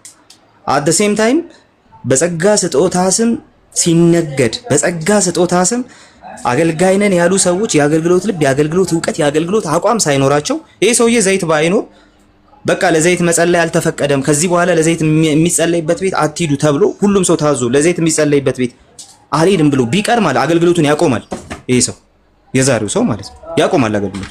ምክንያቱም ዘይት ቤዝድ አገልግሎት ነው እያገለገለ ያለው፣ ትምህርት ቤዝድ አገልግሎት አይደለም። ስለዚህ እንደዚህ አይነቱ ነገር በጣም ጠንቅ ነው። በቃ እነዚህ አገልጋይ ሲሾም ራሱ በቃ ተጠይቆ መሆን ከጠራህ ለቤተ ክርስቲያን እንጂ የሚጠራህ ለግልህ አይደለም። ስለዚህ ቤተ ክርስቲያን የምታስተምረውን ትምህርት ተከትለ ማስተማር ካልቻልክ እንደ ቤተ ክርስቲያን አትሊስት ቤዚክ ፕሮቴስታንቱ የሚያምነውን ነገር ይዘህ ማስተማር ካልቻልክ እግዚአብሔር አልጠራህም። እግዚአብሔር የሚጠራ ህዝብ ይዘገደል እንድገባ ነው። አንተ ብቻ ነው የሚጠራ በጆሮ ሹካለ አንተ እንዲህ ብሎ ጣጣ የለም። ጳውሎስ እግዚአብሔር ጠርቶኛል ምናምን ብሎ አይደለም የወጣው ሲወጣ ማለት ነው። በቃ እናንተ የራሳችሁ ጉዳይ አይደለም። ከናንተ ትምህርት ጋር ከነሱ ገላት ያለ ከነሱ ትምህርት ጋር እንደሚስማማ ሄጄ ለነሱ ዋና ለሚመስሉት አሳወቅኳቸዋል። ምናልባት በከንቱ ሮጬ እንዳይሆን ብዬ ሄጄ አሳወቅኳቸዋል። አይተው አረ ልክ ነው ያስተማርከው ልክ ነው ድሆችን ብቻ አስባሉ። ኦኬ እግዚአብሔር በጆሮ ሹክ የሚል አምላክ አይደለም። ሌላው የራሱ ጉዳይ አንተ ወጣ የሚል አምላክ አይደለም። ሳውልና ባርናባስን የጠሯቸው ስራ ለዩልኝ ያለው ለዩልኝ ብሏቸዋል እኛን ብሎ ሳይሆን የነገሯቸው ለህዝቡ ነው፣ እዛ ላለው ጉባኤ ነው የተናገረው። ስለዚህ እግዚአብሔር የጠራው ሰው ለማገልገል ሲወጣ መፈተን አለበት፣ መፈተሽ አለበት። በቃ ሲኦሲ መንፈሳዊ ሲኦሲ መምጣት አለበት ብዬ አስባለሁ፣ ወደኛ አካባቢ ማለት ነው። እንኳን እንድንሆን አገኝ ከምሬ ነው ጆ፣ በጣም በጣም አደገኛ ሁኔታ ውስጥ ነው ያለን። ስለዚህ እንደዚህ አይነት ነገሮችን ወይ ጆ ያ እንትን በዚህ ውስጥ አንዳንድ የወንጌላን አማኞች 25 ዓመት ግን በወንጌላን አማኞች ቴዎቶኮስ የሚለውን ሰምቼ አላውቅም፣ ወይም የወላዲተ አምላክ የሚለውን ይላል። ጥያቄ አለ ወንድሜ፣ ጥያቄ አለ። ውረድ በቃ ቆይ ትጠይቃለህ እና ሰምቼ አላውቅም ይላሉ። የኢየሱስ እናት እንጂ የሚል ኮሜንት አንብቤ ራሱ እየገረመኝ፣ ኢየሱስን እኛ አምላካችን ብለን አይደል እንደምናመልከው? ኢየሱስ ተወለደ፣ ጌታ ተወለደ፣ ልዑል ተወለደ። ከና ከልጅነት ደግሞ ባህሪውን ነጣጥለህ ጌታ ተወለደ፣ ልዑል ተወለደ ስትል አምላክ ተወለደ እያልክ አይደል ዝማሬ ነው። ባህሪውን ነጣጥለህ እንደዚህ ነው አቃሌ ከሰንዴስ ራይት ያ ባህሪውን ነጣጥለህ ካልሆነ በስተቀር ባህሪውን ከነጣጠልክ ችግር የለውም። የኢየሱስ እናት እንጂ የአምላክ እናት አይደለችም ማርያም ማለት ትችላለህ፣ ባህሪውን ከነጣጠልክ ማለት ነው። ባህሪውን መነጣጠል ግን ንስጥሮሳዊ ኑፋቄ ነው። ሲጀመር አደገኛ ኑፋቄ ነው፣ በጣም አደገኛ ኑፋቄ። ስለዚህ ነው ትኩረታችን ማርያም ላይ ስላይደለ ወላዲተ አምላክ እያለ ስለማንጸልይ ስለማንዘምር ነው ያ እንትን ኮንሲደር የማታደርጉት። አምላክ ተወለደ እያልን ልዑል ተወለደ እያልን ኢየሱስ ተወለደ ስንል እንግዲህ ማርያምን ምንድን ብለን ነው የምናምነው? የአምላክ እናት ናት ብለን ነው የምናምነው። እምነታችንም ደግሞ የኤፌሶንም ጉባኤ ይቀበላል። የወንጌል አማኝ ቴዎቶኮስ የሚለው ማለት ነው። ቀጥል ቃልዬ። ያ የአምላክ እናት አለችም ካልክ ሲምፕሊ ንስጥሮሳዊ የሆንክ ነው ባጭሩ። ባህሪ ነጣጥላል። እኛ እንለያለን እንጂ አንነጥልም። ለይተን ዲስቲንክት አድርገን እንናገራለን፣ ነገር ግን አንነጥልም። ስለዚህ ማርያም የአምላክ እናት አለችም ማለት ያ ማለት በቃ ይሄ ጅስት ኦርቶዶክሳዊ ነገር ማርያም ምናምን መያዝ የሚመስላቸው ሰዎች አይደለም። ይሄ ነገረ ክርስቶስ ነው፣ ጥርት ያለ ነገረ ክርስቶስ ነው። ማርያም ወላዲተ አምላክ አይደለችም ማለት ኢየሱስ ክርስቶስ አምላክ የሆነው ከሷ ከተወለደ በኋላ ነው ማለት ነው ባጭሩ። ነገር ግን አምላክ በማርያም ማህፀን አደረ ከሆነ ፖይንታችን እሱ ከሆነ ትምህርታችን እሱ ከሆነ አለቀ። ማርያም ወላዲተ አምላክ ናት። ምንም እንትን አይደለም። ይሄ በጣም ጥንታዊ ትምህርት ነው። የምን አይነት ትምህርት ነው ሲባል አንዴ ኢሳይያስ 9:6 እነሆ ድንግል ትጸንሳለች ወንድ ልጅም ትወልዳለች። እሺ የወንድ ልጅ ማን ነው? ስሙ ድንቅ መካር፣ ኃያል አምላክ፣ የዘላለም አባት፣ የሰላም አለቃ። ኦኬ የተወለደው እሱ የዘላለም አባት ነው፣ ዘላለማዊ ማለት ነው። አብ ነው ማለት አይደለም ደግሞ። ኦኬ ዘላለማዊ ነው ማለት ነው እንጂ አብ ነው ማለት አይደለም። ዘላለም ገንዘቡ የሆነ ነው ከሷ የሚወለደው እየተባለ አወጣጡ ከዘላለም ይሆን ሚኪያስ እንደዛ እየተባለ ማርያም ወላዲተ አምላክ አይደለችም ከተባለ አንደኛ ከመጽሐፍ ቅዱስ ጋር ነው የምትጋጨው። በመንፈስ ቅዱስ የተሞላች ከሆነች ኤልሳቤጥ ያንን ስትናገር የጌታዬ እናት ስትል ጌታ ካለች አለቀ በቃ አምላክነቱን ነው እየተናገረች ያለችው። ስለዚህ አለቀ። ማርያም የአምላክ እናት ናት ለማለት የሚያግደን ነገር የለም። የአምላክ እናት ናት ማለት አምላክነት ከሷ ተገኘ ማለት አይደለም። አምላክ በሷ አድሮ በስጋ ተወለደ ማለት ነው። የተወለደው ግን መለኮታዊ ባህሪውን ሳይነጥል ነው የተወለደው። ኦኬ ስለዚህ በዚህ መንገድ ነው እኛ የምንረዳው። ይሄንን እንትን የሚያደርግ የለም። ሶ ግን ዘይት መሸጥ ላይ የተሰማራችሁ ሰዎች ህዝባችሁን ዛሬ ይሳካልሃል፣ ከበር መልስ ያለውን ጉባኤ ሁሉ ከዛሬ ጀምሮ ባርክ ያለው ይሄ ጉባኤ ከዛሬ ጀምሮ ምርኮ ይመለስለታል ብላችሁ ህዝቡን ገለባ ስትሞሉት የነበራችሁ አገልጋዮች ግን ቤዚክ ትምህርት እንደዚህ ስትጠየቁ ከሌላችሁ በቃ እናንተ ማገልገል የለባችሁ። ዞር ብላችሁ ራሳችሁን ማየት አለባችሁ። ዞር ብላችሁ ራሳችሁን መመርመር አለባችሁ። ካለበለዚያ ግን እኔ እንግዲህ ይሄ ለመሪዎቻችን የሚቀር ነገር ይመስለኛል። ከኛ በላይ ላሉ መሪዎች ይሄ የሚቀር ይመስለኛል እንጂ ምዛ አካባቢ ያለው ሰዎች ካላችሁ ማን ነው ፕሪንስፉል አንተ ኦል ጂሰስ ነው የምትሆነው፣ የወንጌል አማኝ አይደለም። እኛ የወንጌል አማኞች ኢየሱስን አምላክ ነው የምንለው። አምላካችን ተወለደ ልዑል ተወለደ ብለን ነው የምንዘምረው። ቆይ የቸርች እንደሆነ ይንገረን እስቲ ይምጣ። እሺ እስከበረ እኛ ወንጌል አማኞች ብለህ እንትን እንዳትል አስገባው። ባይ ዘ ወይ አትናሽያን ክሪድን ይቀበላል ወንጌል አማኝ ከሆነ አትሊስት በካውንስሉ መሰረት ማለት ነው። ያ ኬልቄዶን ይቀበላል። ግባ ግሬስፉል ግባ። እንደዚህ አይነት ጥራዝ ነጠቅ እውቀት ያላቸው ናቸው ለወንጌል እንቅፋት የሚሆኑት እኮ። እና እስቲ ወንጌል አማኝ ከሆንክ ግባና የቸርች እንደሆንክ ነግረህን እንደማታስተምር ታሳየናለህ። እና ግባ። ኧረ ጉድ ነው። አምላክ ተወለደ ይባላል እንዴ? ልዑል ተወለደ ብለህ የዘመርከው ምን ማለት ነው? ልዑል መላእክት ናቸው እኮ አምላክ ተወለደ ያሉት። ኢሳይያስ ነው ያለው እኮ በመንፈስ አንተ ወልድና ወንድ ልጅ ስትሆና ስሙ ድንቅ መካር ኃያል አምላክ ነው። የተወለደው ድንቅ መካር ነው እያለ ኃያል አምላክ ነው እያለ እንዴ ምን ሆናችሁ? እሺ ያው ግሬስፉል ይገብቷል። እስቲ ኦኬ አናግረው። እሺ እኔ ማለት ብዙ ማውራት ሴት ነች። እሺ ቆይ ሰላም እንባባል መጀመሪያ። እንዴት ነሽ እህታችን? ደህና ነኝ እግዚአብሔር ይመስገን አለሁ። የት ቸርች ነሽ እህቴ? አይ ቸርች ምን ያስፈልጋል ብለህ ነው እዚህ ጋር የወንጌል አማኝ ከሆንሽ ግዴታ ነው። ሄሎ የወንጌል አማኝ ነኝ። የወንጌል አማኝ ነኝ ግን ቸርች መጥቀስ አልፈልግም። ከሆንሽ ግዴታ ነው። የወንጌል አማኝ መሆንሽ በምን እንለይ? በምናገረው ነገር ችግር የለውም። በምትናገሪው አይደለም በቸርችሽ እንለይሻለን። ያለሽበት ቸርች አዲስ ከሆነ ቋንዴ ያለሽበት ቸርች የነቢያቶቹ አዳዲስ ቸርች ሊሆን ይችላል። እንደዛ ብትይ አንፈርድም። ነገር ግን ነቢያትን ከአንተ ጋር ነው የሚውሉት ከኔ ጋር አይደለም። ነቢያት ምናምን ቆይ ጆይ አንድ ጊዜ እሺ ከፕሮቴስታንት ነሽ? እግዚአብሔርን ስም ያሰድበው ማለት ቆይ ፕሮቴስታንት ነሽ? ምን እንደምትለው? አዎ ፕሮቴስታንት ነኝ፣ አማኝ ነኝ። እሺ በስላሴ ታምኛለሽ? አዎ ምናለው? እሺ ቤተክርስቲያንሽ ማርያም ወላዲተ አምላክ አይደለችም ብላ አስተምራሻለች? የትም ቸርች ሁኚ በኋላ ላይ እመጣበታለሁ። እሱ ቤተክርስቲያንሽ ያለሽባት ቤተክርስቲያን ቸርች አለሽ፣ ህብረት አለሽ አይደል? አዎ አለኝ።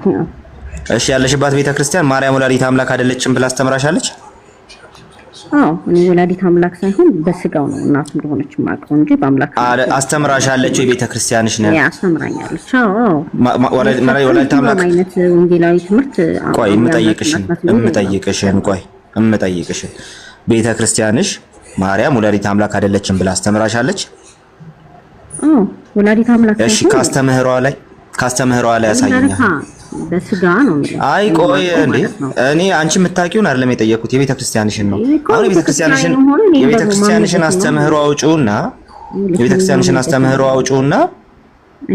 የቤተክርስቲያንሽን እኔ አንቺ የምታምኚበትን አይደለም የጠየኩሽ። አሁን የቤተክርስቲያንሽን ነው ወሳኝ እኮ ነው የማምንበትም ነው አይደል? አንቺ የምታምኚበት አይደለም ቤተክርስቲያን። አንድ ጊዜ እሺ አትደረቢ ቆይ ቤተክርስቲያንሽን አስተምህሮውን አውጪና ተረጋጊ። አትደረቢያ፣ አታቋርጪ። አሁንም ረጋቤ፣ ቀስ በይ። አንድ ጊዜ ስሚ፣ ቆይ ቀስ በይ። የጠየቅኩሽን መጀመሪያ ስሚና መልሽ። ጊዜ ተርፎናል ለሚጠራንሽ። ስለዚህ አክብረን እያዋራንሽ የቤተ ክርስቲያንሽ አስተምህሮ ማርያም ወላዲተ አምላክ አይደለችም ካለ ክፈቺ እናሳይ እስቲ። አሁን ምን ይምልህ ማለት ነው? አሁንም ማርያም የወላዲተ አምላክ የሚባል ቃል ራሱ በፕሮቴስታንት ትላለች። እሺ ቆይ የመጨረሻ እድል እንስጣትና ቸርችሽ እንትን አላት ታዲ ባይ ኤጂን እኔ ማውራው ላውራና ከዛ በኋላ በኔ ትወያያላችሁ። ችግር የለውም። ፈለግኩ ስለደበቀች አትዛተም። እሺ ግሬስ የጌታ እናት ኤልሳቤጥ ተሳስታለች። ሰዎች እኮ የለም ምን አለ መሰለህ አሁን ሰዎች የሚለውን ተይና መጽሐፍ ቅዱስ ላይ ሰይጣን ሐሳብ አለ። ቆይ አንዴ እንደረክ መጽሐፍ ቅዱስ ላይ ሰይጣን ሐሳብ አለ አይደል? እግዚአብሔር ሐሳብ አለ። ጥያቄን ቀጥታ አትመልሽልኝም። ስለዚህ ምን ልፈልግ ነው? ማርያም የአምላክ እናት አይደለችም። እሺ ቆይ በስጋ የተወለደው የኢየሱስ እናት ነው። ለምን አትመልሽም? ጌታ ኢየሱስ እንዴ እንደዛ ነው። እንደዛ ከሆነ ሙስሊም ሆነ ነው ያዋጣን ሁላችሁ እዚህ ያላችሁ። ኤልሳቤጥ በመንፈስ ቅዱስ ተሞልታ የጌታ እናት ስትለው ተሳስታለች። ጌታ ባይዘው አምላክነትን ብቻ አይደለም የሚገልጸው። በዛ ሰዓት እና አብርሃም ጌታ ይሉ ነበር። ሳራ እኮ ጌታ ትለዋለች ባሏን። ምን ቻው ማይ ቆይ ሳታወርዳት ኤልሳቤጥም ኢየሱስን በምን መንገድ ጌታ እንዳለችው ታሳየን አሪፍ ነው። ወራቱ ቸርችም የላትም እኮ ቸርች የላትም፣ መስማት አትፈልግም። ራሷን ሐሳብ እንዳ ደምናለች። የሰይጣን ሐሳብ አለ፣ የሰው ሐሳብ አለ። ስለዚህ ኤልሳቤጥ ተሳስታለች፣ መላእክትም ተሳስተዋል። ጌታ ተወልዷል ሲሉ ተሳስተዋል። ከዛ ሲመጣባት ደግሞ ምን አለች? ጌታ እኮ አብርሃምም ጌታ ተብሏል ብላ ደግሞ ምን አደረገችው? ጌታ የሚለው አምላክ አይደለም ወደሚል ደግሞ ክደት መጣች። እንዲህ አይነት ወንጌል አማኝ አለ ታዲያ? አለን በሉና አንድ ቁጥር ጻፉ እስኪ። እንዲህ አይነት ወንጌል ጌታ ማለት ለአብርሃም ጌታ በተባለበት ነው የተባለው ኢየሱስ ብላችሁ አንድ ቁጥር ጻፉልኝ። አንተ ወልጅ ሰዝና እስማኤል የምትባል አንተ እስቲ አስገባው። እኔ ወልጅ ሰሶችን አቀርብ ናግባስ ምትኩም መኪ ምናምንም ወልጅ ሰስ ነው እንዳለ ወልጅ ሰሶች ናቸው አሁን የጻፉት። አሁን ገብታ ለምን እስማኤል እሺ አውራው ጠይቀው። ጠይቀው። እሺ እስማኤል ሰላም ነው? እስማኤል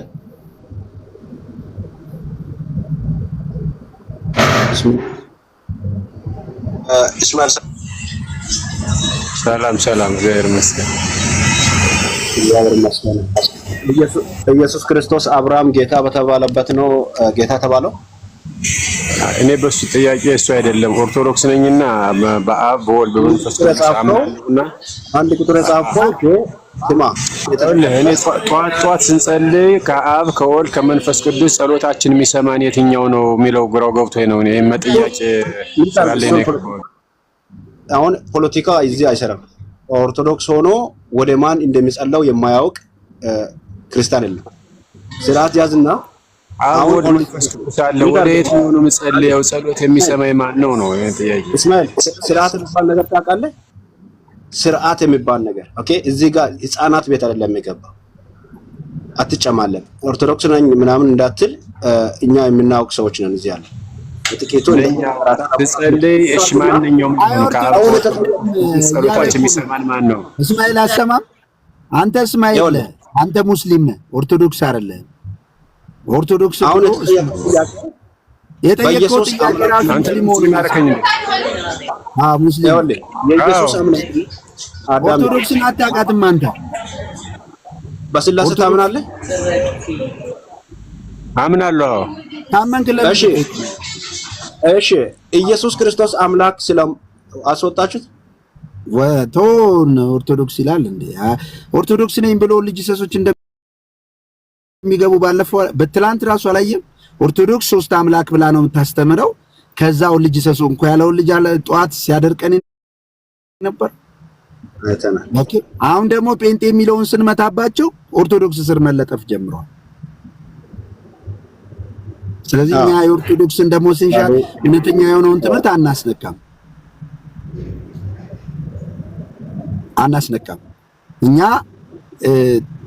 በትክክለኛው ትምህርት ላይ ስህተት የሆነውን የጴንጤውንም የኦርቶዶክስንም የሁሉንም ልክ አይደለም እንላለን እንጂ ኦርቶዶክስ ስላሴ ላይ ሶስት አምላክ ትላለች። ስትፈልግ ደግሞ ስላሴ ቆይ ብለህ ምና አትሸውደንም ነው አትሽል። እስቲ አሁን በስጋ ክርስቶስ በስጋ አልተካፈለም የሚል ሰው እስቲ ገቦ ማለት እንደዛ የምታምኑት ኦጆችም መግባት ትችላላችሁ። ኢየሱስ ክርስቶስ ሰው አልሆነም።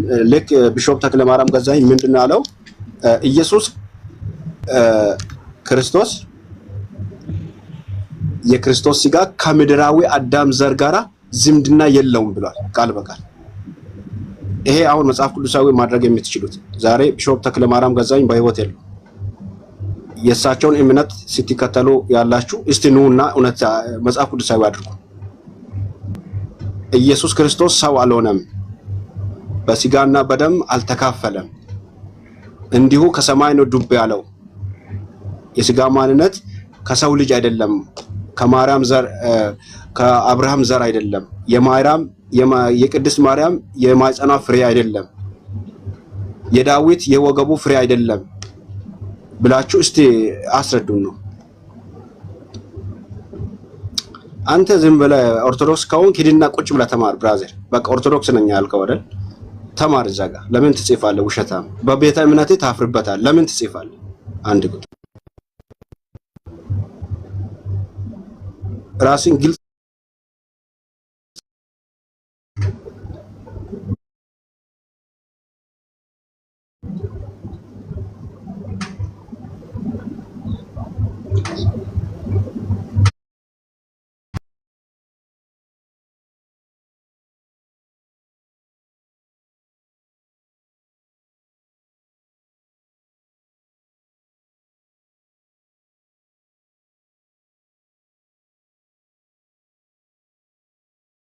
ዛሬ መስገን አንድ ቁጥር ስትጽፍ ነበር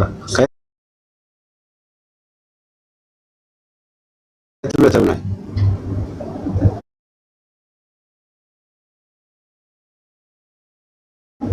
ከወንጌላውያን አማኞች ቤተክርስቲያን ነኝ። የት ነው ህብረት የምታደርገው? ህይወት ብርሃን። ህይወት ብርሃን። እሺ አንድ ቁጥር ለምን ነው ጻፍከው? ጥያቄ ስላለኝ ጥያቄ ለመጠየቅ ስለሚፈልግ እንቃለን ጥያቄ ለመጠየቅ ነበር። በኢየሱስ ማንነት ላይ ነው ጥያቄ አለኝ። ምንድነው ጥያቄ? እና ምንድነው ጥያቄ? በኢየሱስ ማንነት ላይ እሺ ልጠይቅ አይደለ? ያ ጠይቀን። እሺ ኢየሱስ ማንነት ላይ ኢየሱስ ፍጹም ሰው ፍጹም አምላክ ነው እንላለንና እንግዲህ ፍጹም ሰው ካልን እንደዛ ነው እና ፍጹም ሰው ካልን ደግሞ ስጋ ያለው መንፈስ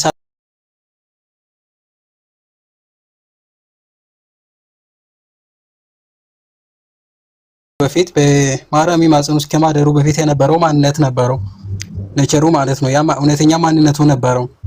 ስለዚህ በስጋ ሲገለጥ ጌታ ኢየሱስ ክርስቶስ ለምሳሌ ፍጹም ሰው የምንለው ነፍስ፣ መንፈስ፣ ስጋ ያለው ይሄ ማንነት ራሱ ፍቃድ ያለው አይደለም። ሁለት ማንነት አይሆንም እዚህ ጋር ማለት ነው። ለምሳሌ ስጋ ብቻ ብንል ለምሳሌ በስጋ ተገለጠ። በስጋ እንደተገለጠ ማያምን መንፈስ ሁሉ ከእግዚአብሔር ተቋሚ ክርስቶስ ተቋሚ እንደሆነ መጽሐፍም ይናገራል። በስጋ መገለጡን ስጋ መንሳቱን እናምናለን። ግን ነፍስና መንፈስን ሰው መንፈስን ከጨመርን ሌላ ሁለት ማንነት አይሆንም። ሁለት ማንነት በአንድ ስጋ አይሆንም። እንደዛ ብለን አስተምረን ቤተክርስቲያን አንድ ትምህርታችንን ካለማወቅ የተነሳ ጥያቄ ነው የሚሆነው። ጌታችን ኢየሱስ ክርስቶስ የእግዚአብሔር አብ አንድያ ልጅ መሆኑን ከዘላለም መጽሐፍ ቅዱስ ያስቀምጣል። ማን?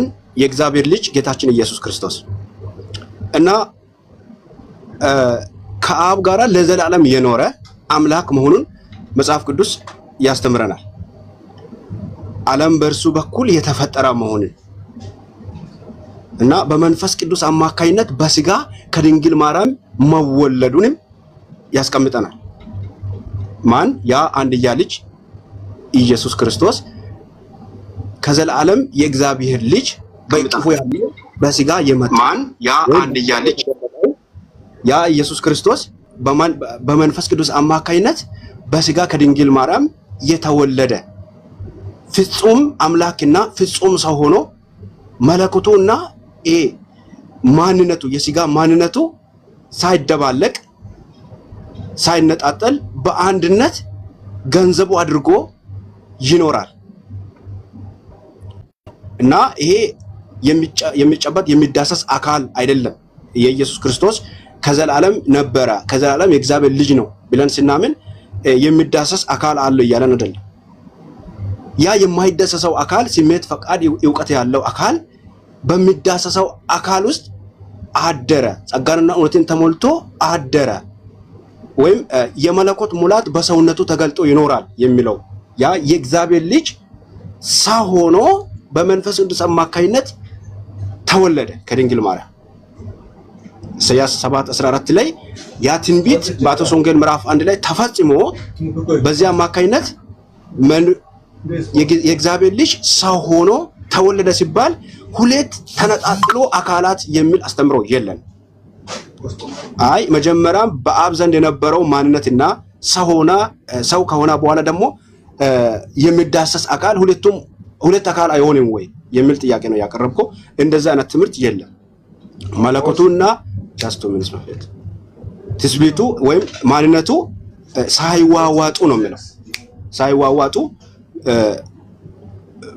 ሳይከፋፈሉ እንዲሁም ገንዘቡ አድርጎ ሁለቱንም ባህሪያት በአንድ አካል የያዘ የእግዚአብሔር ልጅ ሁለቱንም ባህሪያት ሰው መሆኑንም እንዲሁም ደግሞ አምላክነቱንም ሳይጥል እግዚአብሔር ቃል ነበረ፣ ቃልም በመጀመሪያው ቃል ነበረ፣ ቃልም በእግዚአብሔር ዘንድ ነበረ ይላል። ይሄ ቃልም እግዚአብሔር ነበረ። ቃል እግዚአብሔር የማይሆንበት ጊዜ የለም። ሰው ሆኖ ተወልዶም ቃልም ስጋ ሆኖ ይላል። ያ ስጋው የሆነው ቃልነቱን አምላክነቱን የተዋበት ቦታ የለም። ሰው ሆኖ መጥቷል። የመለኮት ሙላት በሰውነቱ ተገልጦ ይኖራል። እንደዚህ ነው ወንድም አለ ተረርተኝ ከሆነ ኦኬ። አሁን የኔ ጥያቄ ምን መሰለ? ለምሳሌ እኔ አሁን እኮ ኢየሱስ ፍጹም ሰው መሆኑን አምናለሁ። ነገር ግን ሰውን ለማስረዳት አንድን አማኝ የሆነው ለማስረዳት ቢሞክር ለምሳሌ ፍጹም ሰው ካለ ነፍስ ያለው ስጋ ያለው መንፈስ ያለው ነው። የሰው ሁለንተና ይሄንን የያዘ ነው ማለት ነው። ስለዚህ ኢየሱስ ክርስቶስን በፊት የነበረው ማንነት አለው። በስጋ ከመገለጡ በፊት የነበረው ማንነት አለው። ለምሳሌ እንደዚህ ቢያብራራ ዕብራውያን ላይ ምን ይላል? ስጋን አዘጋጀልኝ ይላል። በስጋ እንደተገለጠ የማያምን መንፈስ የሚላለው ስጋ የሚላለው ቤተሳዳነ ሐሳብ ገብቶኛል። አንድ ነገር ልበልህ። አንተ ወንጌል አማኝ ከሆንክ እንደዛ ካመንክ ሁለት ማንነት የለውም ክርስቶስ። አሁን ተሜ እንደነገረ አንድ ማንነት ማለት ፐርሰን ማለት ነው። ስለዚህ ባህሪ ያለው ወይም ሁለት ባህሪ ያለው ስንል ምንነትን ነው። መለኮታዊ ባህሪ ያለው ከዛው ከጊዜ በኋላ ደግሞ ከማርያም የተካፈለው የነሳው ስጋው ሁለተኛው ምንነት ነው ማለት ነው። ስለዚህ አንዱ አካል ሁለቱን ምንነት በአንድ አካል ላይ አለ ነው። ሰዋዊ ባህሪና አምላካዊ ባህሪ ያለው ወደኛ ስታመጣው እኔም ፐርሰንት ለኛለህ። ክርስቶስ ግን እንደዛ አይደለም። ገብቷል? ክርስቶስ የሆነ ሰውዬ ውስጥ ገብቶ አይደለም። ስጋና ደም ነሳ ሲባል ገብቷል? ኔቸርን ተካፈለ ሲባል ሲሆነ ሰውዬ ውስጥ ገብቶ ቢሆን ሁለት ማንነት አለው ትላለህ። ነገር ግን እንደዛ ተጸንሶ ነው። ሲጸነስ እኔና አንተ በምንጸነስበት መንገድ አይደለም። የአባት ክሮሞዞን የሌለበት ካላባት በእናት ብቻ ማለት ነው። ስለዚህ ኔቸርን ለመካፈል ያን የሆነው እሱ አምላክ ስለሆነ እኛ ደግሞ በስብከት ሞኝነት የምናምን አማኝ ስለሆነን አሜን እንላለን። አንዱ ክርስቶስ እሱ የእግዚአብሔር ልጅ እሱ ወልድ ይባላል እንጂ ሰውን ሁለት ማንነት አይባልም። አንድ ማንነት ነው፣ ሁለት ምንነት አለ። ገባ? ስለዚህ አወላልዱ ጋር ስመጣ ከኛ ጋር ኮምፔር አታርገው። ከኛ